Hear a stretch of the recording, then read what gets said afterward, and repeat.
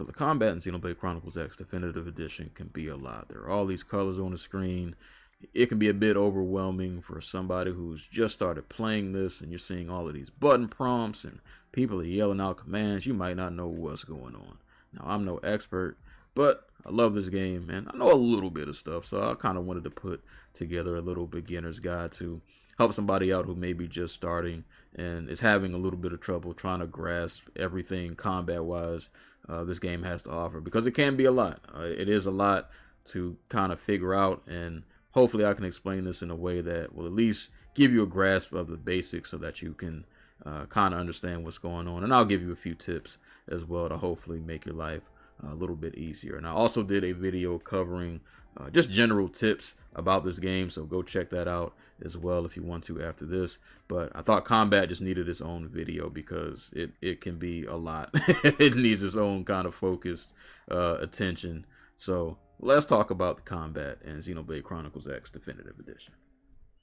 Alright, so let's talk about this combat. So as I'm sure you know, in Xenoblade Chronicles X, the attacks, at least the basic ones, are auto attacks. So when you draw your weapon, whether it be your melee or your ranged weapon, and you can cycle between those two pressing X, it will auto attack for you. And auto attacks actually build up tension points, which I'm going to get into later in the video.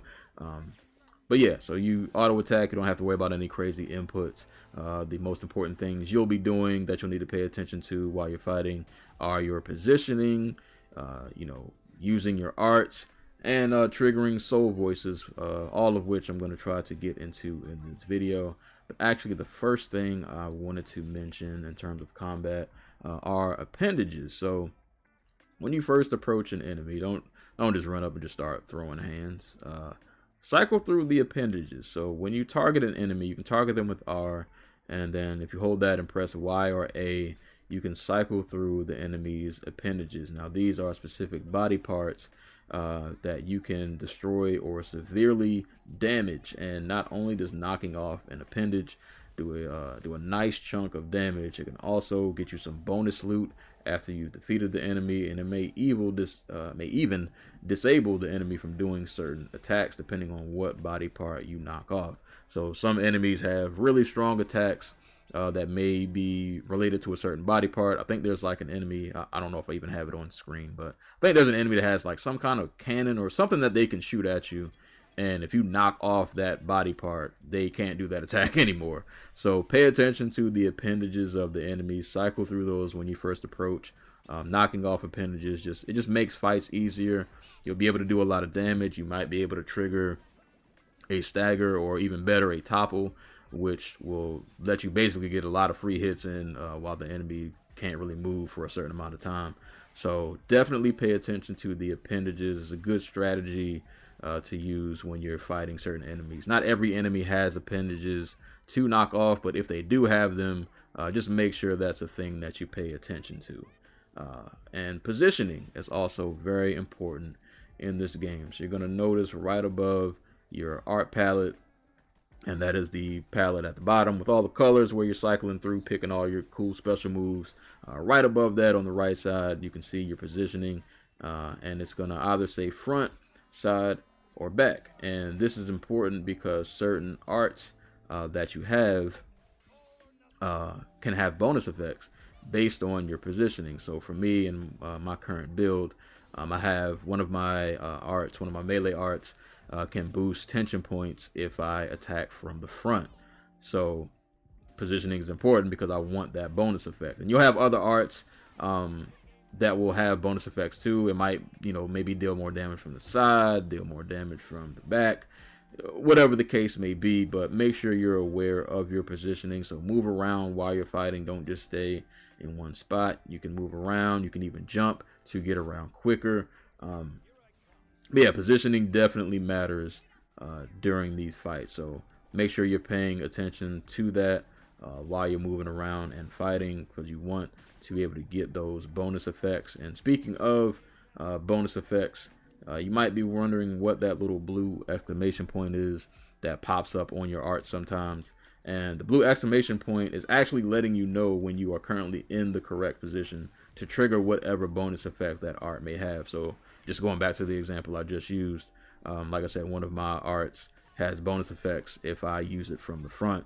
So you'll notice that when I go to the front, that little blue exclamation point is going to pop up on that art to let me know, like, hey, you've got a bonus here that you can get, and you're currently in the right position to get this bonus if you use this attack right now. So definitely just pay attention to the blue exclamation point. It's just another way to let you know that you're in the right position to trigger some bonus effects that you may want to be able to take advantage of. So that's what that means, in case you were wondering. And there are also these other little icons that you're going to notice on your art palette.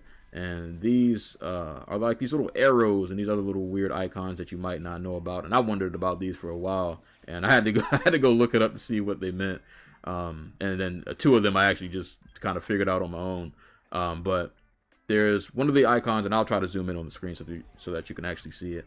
But there's like this 4 arrow icon, and that basically means that attack or that art is going to apply to all enemies. So if they are in the vicinity, it's kind of like an AoE thing. If they're in the vicinity, they're getting hit. Or also the same if it's like a healing art. If it has the 4 arrows, that means all of your teammates who are within the vicinity will be able to get the benefits of whatever healing that you're doing. If you see the single arrow, that means it's going to hit whatever is directly ahead of you. And there's also this little circle icon that'll let you know if you can inflict topple on an enemy. And topple is very important because you can get a lot of free hits if you can topple an enemy. And then there's this other icon that has like these little wavy lines. And I believe that one is for, that'll let you know if that art inflicts stagger. And like I said, I'll try to put all these icons and zoom in on them so that you know what I'm talking about. But just in case if you ever wondered what those little icons mean, that's what that is. And just to talk about the art palette and the colors in general, because you may be wondering, like, what are all of these colors? And they actually do mean something. They are color coded for a reason. Your orange arts are your melee arts. Your yellow arts are your ranged arts, and your green arts are for healing and or some kind of buff. Purple arts apply debuffs to enemies, and the blue arts provide aura, which are basically some kind of temporary buff that you'll be able to take advantage of. And you're also going to notice while you're fighting, there's like this little lime green bar that's underneath your palette, underneath your palettes on the right side. That's kind of like this auto, I forgot the exact term of it.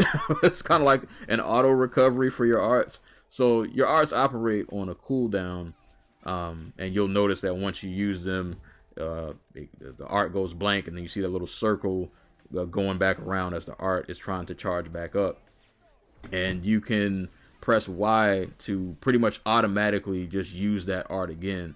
So you can kind of get away with spamming them only for a certain amount of time, though. It depends how much ever you have left for your art to recharge. I believe is how much is going to take away from that meter. And I think that you can only use that meter once per fight. So once it's gone, it's gone. But if there's a certain move that maybe you want to spam like 2 times in a row, you can actually get away with it using, if you press Y while you're hovering over that command, even if it's not fully charged back again, you can press Y and use it again. But do know that eventually that is going to run out. You're not going to be able to keep doing that. So just keep that in mind. But yeah, you do have kind of like this auto recovery for your arts, which was not in the first game, I believe. I don't think they had that. So that's a benefit of playing the definitive edition of this. So I just wanted to give that a mention. And also, got to talk about soul voices and soul challenges. Now, I'm not going to lie, this is a little complicated. This can be a lot, and I don't understand it all perfectly. This can get really in-depth. I actually talk about soul voices in the other tips video. I did another tips video talking about just some general things in this game, and I'll go even more in-depth with soul voices on that. But hopefully I can explain this in a way that kind of makes sense. So you'll notice that when you're fighting, your teammates sometimes will yell out these commands that show up as these color-coded text boxes. And you'll also notice that sometimes your arts on your palette will start to glow. And this is all an indicator of you being able to trigger a soul voice. So if you see the text box pop up, for example, Elma might yell at you about something, Lynn might yell at you about something, Elma might yell at you to, use a melee attack, and she'll have the orange text box pop up on the screen, and then you'll see your you'll see your melee arts which are orange start to glow, and that just means you can trigger a soul voice, which is going to give you a lot of good extra effects. So you might do additional damage, triggering or responding to a soul voice might give you healing.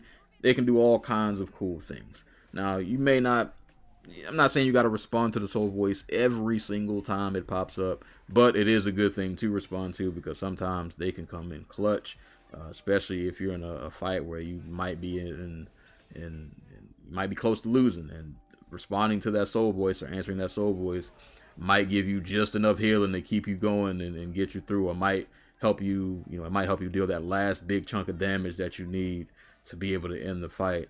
So that's kind of what that is. When you see that circle, glowing around your art, that is a chance to trigger a soul voice, which is going to give you extra effects on whatever that art is, whether it be damage, healing, or so on and so forth. And soul voices can also trigger soul challenges. Now, these are the QTEs that pop up as that little orange circle that you'll see, where you'll have to press the B button at a certain time, and responding to this at the right time will either grant you a good rating or a perfect rating. So if you do the soul challenge and you get good, you get to heal your party. It'll boost the team's morale, and it will give you soul voice bonuses.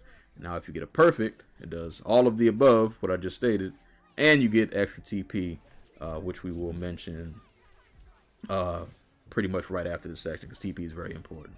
But, make sure you're responding, or you're getting those button prompts right, you're getting that QTE right, because you always want healing. You always want to make sure your health bar is as high as it can be. But you definitely, if you can get perfect and get some TP recovery, that is also a bonus as well. And like I said, soul voices can get pretty intricate, and I go over it more in the other video that I did. So you have soul voices that trigger from teammates, and you also have soul voices from yourself that you can trigger under certain conditions.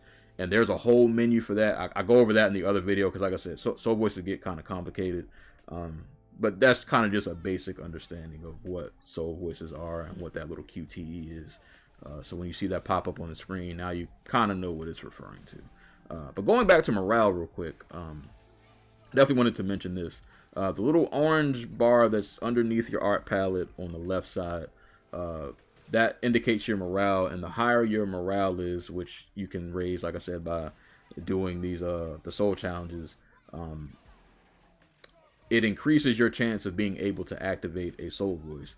So if your morale is high, you have a higher rate of being able to do the soul voice, which will in turn, grant you more effects on these soul voices, which will get you a lot of good bonuses in terms of damage, healing, so on and so forth. Now, I do believe that the higher the morale, even though it activates, it gives you a higher chance of getting another soul voice. I think they happen a lot quicker the higher the morale is. Somebody correct me if I'm wrong. So it might be harder to pull them off. You'll have to be very reactive. But that's just to let you know that the morale actually does play an effect into the combat. So just keep that in mind when you see your morale bar high. It actually does matter. And also a quick thing about soul voices: they also help with affinity in this game, which is another thing I go over in the other video. But it helps you increase your bond between your teammates. But I'll cover that in the other video, because that is kind of its own thing too. But yeah, soul voices and soul challenges, all important stuff. Make sure you're responding to them when you can. And especially for the QTEs, make sure you get that button prompt correctly. And tension points, which I mentioned earlier, these are very, very important. So TP builds over time as you auto attack with your basic weapon. So the melee weapon and the range weapon that you start off with, they will build TP over time as you use those attacks. And there are also certain arts that require TP to even use. Now, these are some of your strongest arts, whether they be attacks or they might be some kind of stat boost or healing or whatever the case may be. But you'll notice that some of the arts have like the letter TP in them, and that will let you know if you have to use TP to use that art. And normally it's going to cost you about a smooth 1,000 tension points to use that specific art. But a lot of times it's worth it, because that art may be really strong. So you you kind of need to strategize when you want to use your TP, so you can use it for those respective arts, or if you stack your TP even higher and you can get up to 3,000, you can use it to revive an ally who got beat up and stomped out. Now they're dead. You can bring them back to life, or you can use the 3,000 TP to trigger Overdrive, which I'm not going to get too in depth because honestly I don't understand all of it, and that can also be a little complicated. But just know that Overdrive, that is your version in this. That's your version of going Super Saiyan in this game. Now, you're not going to start off with Overdrive. That's a mechanic you have to unlock. You got to go through a couple chapters before you get it. But yeah, once you go into Overdrive, that's going to dramatically increase the effects of everything. Your buffs are going to get stronger. You're going to deal a lot more damage. You'll be able to heal yourself more.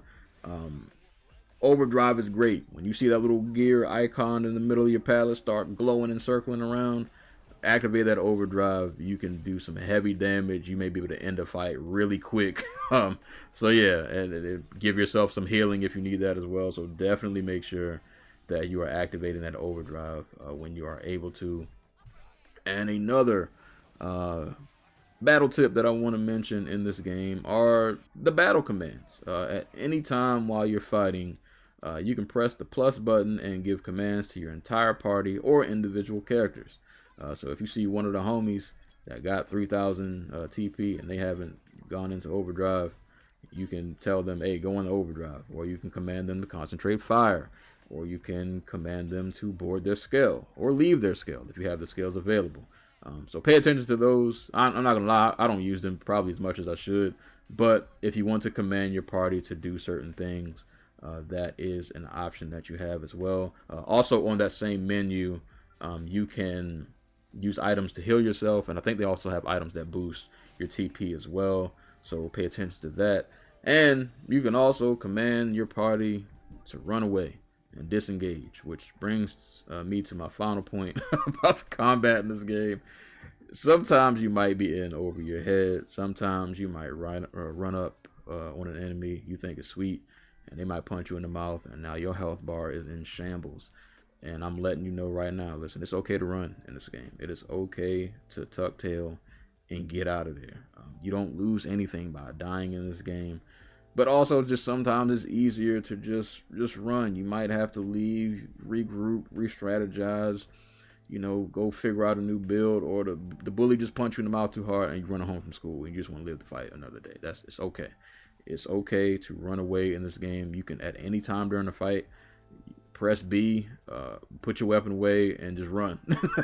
just get out of there.